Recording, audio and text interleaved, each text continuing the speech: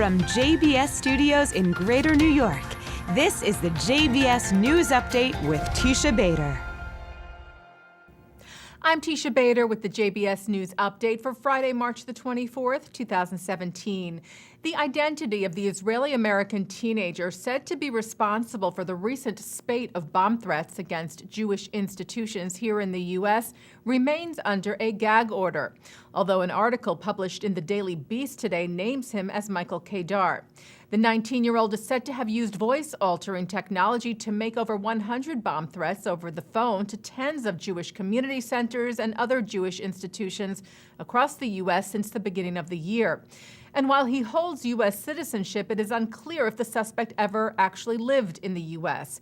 He was arrested, as we reported to you yesterday, at his home in Ashkelon in southern Israel after a months-long investigation by Israeli police and the FBI. His father has also been detained for questioning. The FBI released a statement yesterday commending the, quote, great work of the Israeli National Police. They said investigating hate crimes is a top priority for the FBI, and we will continue to work to make sure all races and religions feel safe in their communities and in their places of worship. Talks between Israeli and American representatives concluded yesterday in Washington.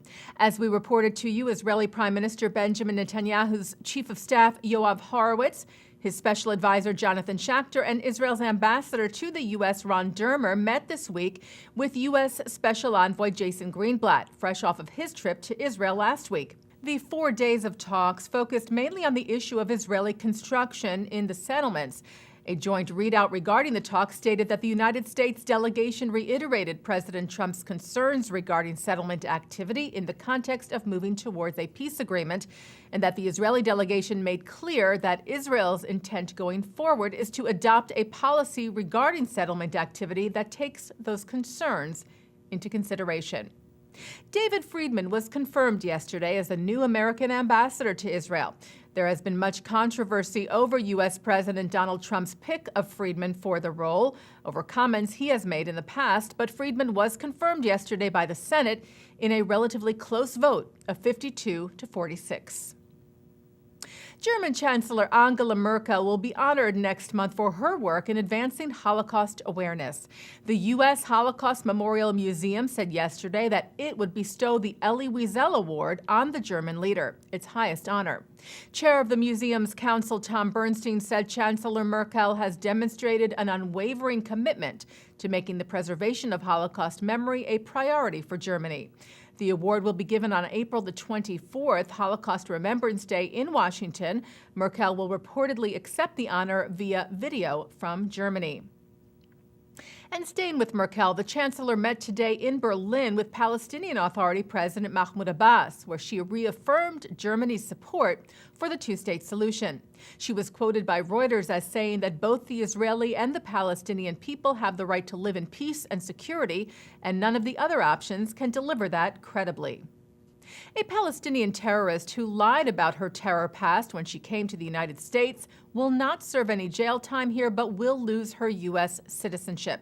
69-year-old Rasmeh Odeh was convicted by Israel for her role in a terror attack in Jerusalem in 1969 that killed 21-year-old Leon Kanner and 22-year-old Eddie Jaffe and injured 9 others. She was sentenced then to life in prison, but was released in a prisoner exchange in 1980.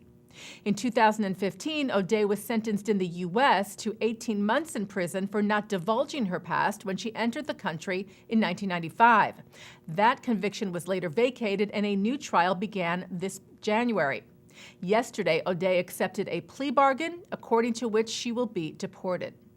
While Israelis, Palestinians, and Jordanians are teaming up to combat the risk of devastating earthquakes in the region, a joint project called Community Emergency Response Teams was conceived by Israel's Ben-Gurion University together with the European Union's Peace Partnership and Magen David Adom. In it, Israeli institutions are collaborating with the Jordanian Red Crescent and Hebron's Greenland Association to train local residents as first responders in the event of an earthquake in the highly susceptible area of the Israeli-Jordanian border. Ben-Gurion professor Limor Aronson Daniel, who leads the effort, said above all, the project has sparked personal relationships and friendships that prove that regional collaboration is indeed possible. And looking now at our programming for tonight on JBS for Friday, March the 24th. Live Shabbat services are coming up at 6 o'clock from New York City's Central Synagogue, followed at 7:30 by a performance from the band Pharaoh's Daughter. At 8, a discussion with Israeli author Amos Oz and Polish-American Jewish architect Daniel Liebskin from the 92nd Street Y. At 9, it's the film Israel Inside, and at 10, it's a look at the beloved Potato Knish, followed by Muzika at 10:30 with Israeli musician Asaf Avidan. And coming up right after this newscast at 5:30, it's a look at this week's Torah portion with Rabbi Shlomo Riskin. And that's the JBS News Update for Friday, March the 24th, 2017. I'm Teisha Bader. Shabbat Shalom.